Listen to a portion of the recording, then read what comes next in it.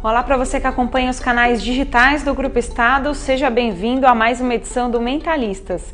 Eu sou a Camila Tulinski, jornalista e também psicóloga, e toda semana trago um tema envolvendo comportamento e saúde mental. Nas últimas 2 semanas falamos sobre o desenvolvimento humano, passando da gestação à primeira infância, da primeira infância à adolescência, e hoje vamos falar sobre a adolescência até a fase adulta, é o que vamos desvendar no Mentalistas de hoje. As principais questões da atualidade, analisados por especialistas renomados. Começa agora Mentalistas, com Camila Tulinski.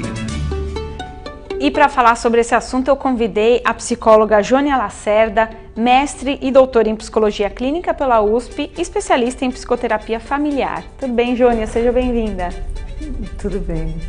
Também aqui no estúdio da TV Estadão, o jornalista Raíssen Abac, apresentador da Rádio Eldorado. Tudo bem, Raíssen? Oi, Camila. Tudo bom? Obrigado. Você está assistindo Mentalistas mesmo, viu? Não é o outro programa no Estadão Discute, porque o Raíssen tem um programa também aqui na TV Estadão, mas eu o convidei porque ele tem 2 filhos justamente nessa fase, na adolescência e na fase adulta, né? Que é a Vivian, de 19 anos, e o Victor, de 15. Antes de começar com a Jônia e a análise comportamental e psicológica em relação a esses temas, Raíssen, fala um pouquinho da sua vida, né? Você nunca contou aqui para um internauta da TV Estadão sobre a sua vida pessoal, sempre falando sobre política, né? Sim. Como que é a relação sua com os seus filhos, né? O Victor e a Vivian? Eu acho que é uma relação muito aberta, né? Sempre foi. Eu não moro com eles, né? Sou separado aí já há quase 4 anos. A gente se dá muito bem, eu e eles com a mãe, eu com a mãe. Só que a minha filha está morando agora em República, desde o começo do ano. Ela está estudando, desde o ano passado, na verdade, ela está estudando na USP Leste, então ela mora mais perto da faculdade. E o meu filho mora com a mãe dele, minha ex-mulher. Só que ele mora muito perto de mim, né?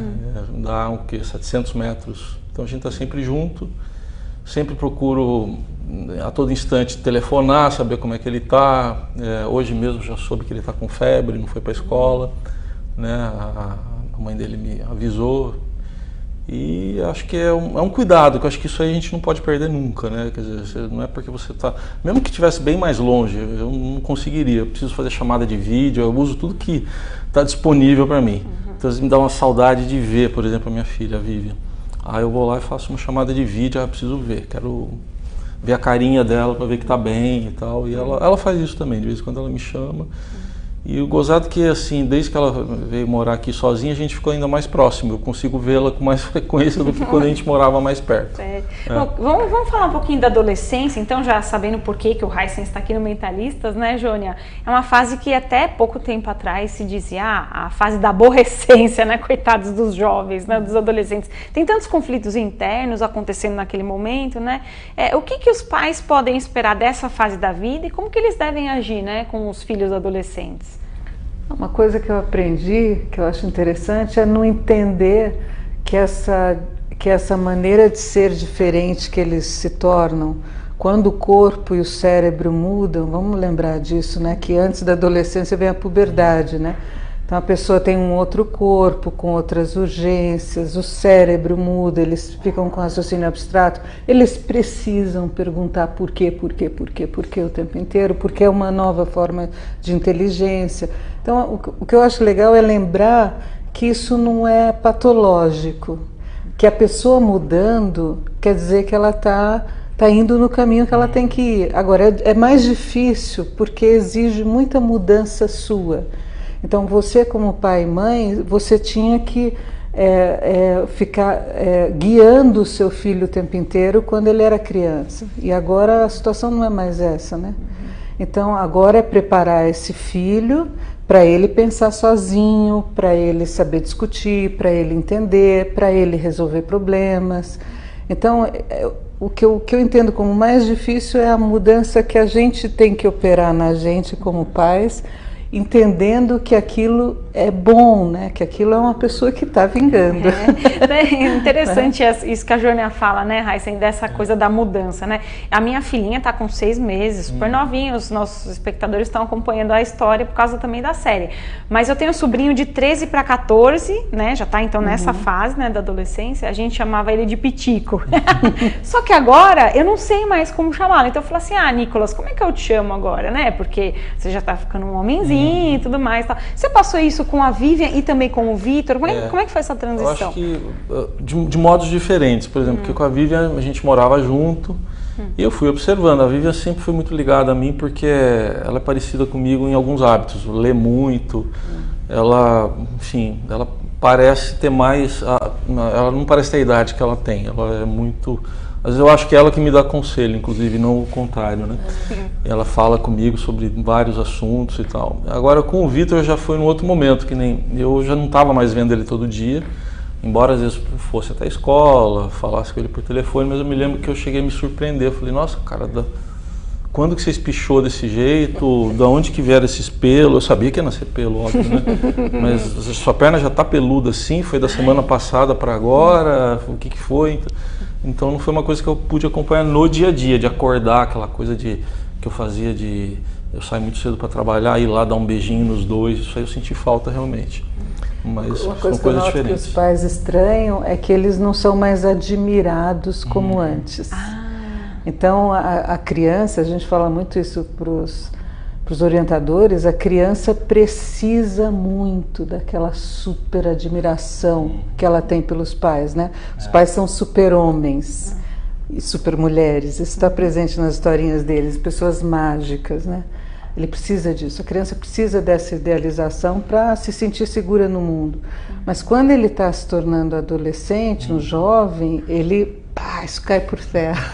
Então eu falo assim para os meus alunos, tem um dia que você olha para eles e você vê que eles olham para você como uma chata, uma velha, uma ultrapassada. Então essa desidealização cai por terra, né?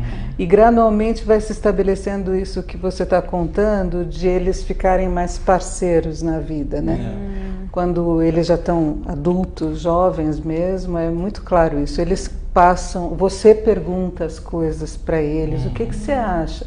Você acha que eu estou fazendo isso? Você pode me ajudar nisso, naquilo? Quer dizer, a relação vai ficando claramente mais de igual para igual, né? Ela vai nessa direção, né?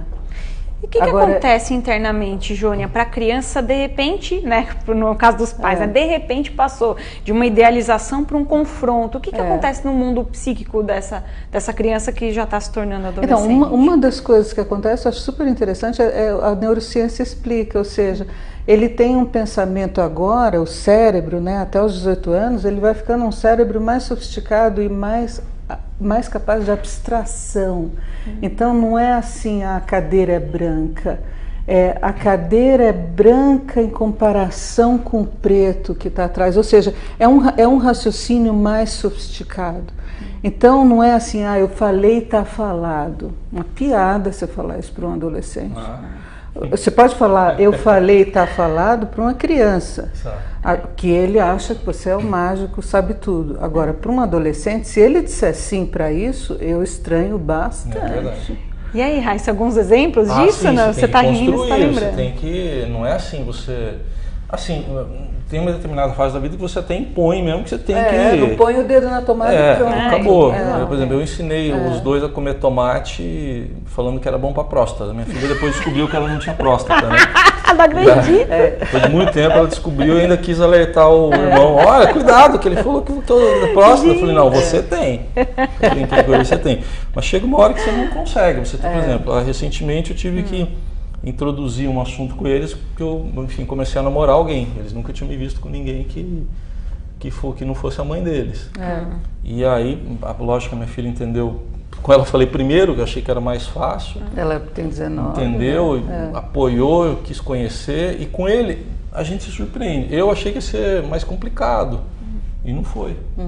Ele gostou de saber, falou que o importante era eu ser feliz. Eu falei, vale para sua mãe isso também. Ele falou, claro e tal.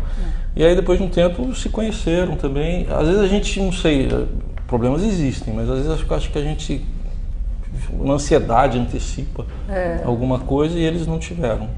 Quando os pais são mais tranquilos, né, eles não entendem essa autonomia, vamos usar a palavra certa, essa autonomia como rejeição, aí tudo é conversável, né? A questão é que alguns pais começam, como assim ele não me acha mais a super? Ué, como assim? Que ele tem que procurar outras mulheres, certo? Então não é você que vai ser a coisa mais linda do mundo. Inclusive, eu faço terapia, né? A minha terapeuta me falou, porque ela me conhece, já sabe do jeito que eu sou, ela até falou para mim, só toma cuidado para não parecer que você tá pedindo autorização. Você não está pedindo autorização. Ela falou, do jeito que você está falando, parece que você está quase pedindo autorização. Eu falei, não, tá bom. Me alertou quanto a isso. Ô, Jona, e no caso dos pais, né, que ainda convivem juntos com os filhos e que estão vivendo nessa fase da adolescência que você falou, né, de já confrontar tudo e falar, você não é mais aquele pai herói ou mãe heroína e tudo mais. Tem algum conselho que você possa dar de como agir com os filhos? Porque hoje em dia é tão difícil, né, Raíssa? Eu falo hoje em dia, porque parece que antes, os adolescentes, pelo menos na minha época, parece que a gente aceitava um pouco mais, ou era um pouquinho mais comedido. Não sei se é a percepção que eu tenho ou se hoje está mais desafiador você criar um filho adolescente. Eu acho que o que mudou muito, Camila, é a questão da privacidade. Então agora, como vocês sabem, internet, os muros são de vidros, não são mais de paredes, né? Então agora a gente vê mais as coisas. Eu própria, né, já estou na maturidade plena, eu lembro que na verdade na minha adolescência as coisas eram mais escondidas. E hoje você consegue ver via internet, via tudo, você vê mais as coisas. Agora, uma cena, assim, eu faço muita orientação parental, e uma cena que eu acho que ajuda é assim, olha, você não, pensa bem, se a sua filha, se o seu filho não aprender a conversar, a pensar, se você não perguntar, mas por quê, o que você acha que isso vai dar, o que vai acontecer, você não acha que se ele sair da situação familiar, ele pode, por exemplo, entrar numa relação autoritária? Se você é que sabe tudo e ele não sabe nada, você está preparando ele para relações autoritárias. Ele vai ser muito mais susceptível a abuso, a seitas, a coisas muito mais malucas. Então você está preparando um adulto para perguntar, para pensar, para resgatar. Pensa nisso, ele tem que estar preparado para pensar, porque é assim que você quer que ele esteja no mundo, né? Agora, o que também é muito difícil é os pais não confundirem isso, prepara seu filho para pensar, com saída da função parental. Também isso não quer dizer que não tem pai e mãe. Então, por exemplo, no ambulatório lá na psiquiatria, um dia desse, aconteceu uma cena que eu achei muito interessante. Uma adolescente muito prejudicada, não aparecia nas consultas, né? Tentou se matar, não sei o quê. E aí a equipe perguntava, cadê ela? Ela faltando. Não, ela está na casa do namorado. E aí? Não, eu mandei ela vir, mas ela falou que não vem. A equipe, foi assim, a resposta da equipe foi, olha, então se a senhora não for lá resgatá-la na casa do namorado, a gente encaminha a senhora para o conselho parental. Ou seja, não é porque você está preparando uma pessoa para ser adulta, para pensar que você não é pai e mãe. Isso nunca pode ser... essa confusão não pode existir. Não pode ter um extremo, né, Raíssa? Eu não sei se você já teve uma situação tão desafiadora assim com os seus filhos, né? Que eles te pegaram num saia justa. A minha filha, por exemplo, o primeiro namorado dela, assim, quando eu saquei, né? Eu vi que não tinha nada a ver, assim, no jeito de pensar dela. Por exemplo, vou dar um exemplo, vai. Ela se preocupa com questões de gênero, ela é a minha feminista preferida, vamos dizer assim. E eu já sacava que ele era totalmente diferente, ideologicamente também. Não tô dizendo que tem que namorar igual, não é isso, mas eu sacava que tinha muita diferença. Eu não falei nada. De vez em quando eu dava umas opiniões para eles, quando ele falava alguma coisa eu pontuava. E agora, recentemente, ela falou para mim, nossa pai, quando eu namorava com fulano,